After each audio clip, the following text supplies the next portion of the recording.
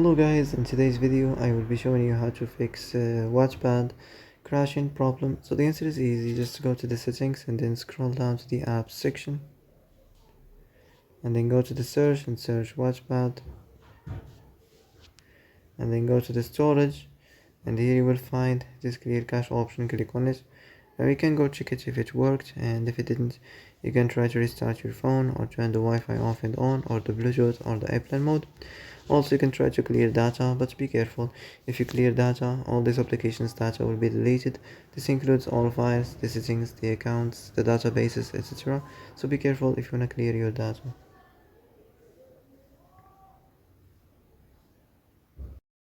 And that's it for today's video. I hope this is the answer you've been looking for. If you like this video, don't forget to like and subscribe, and see you in the next video. Thanks for watching.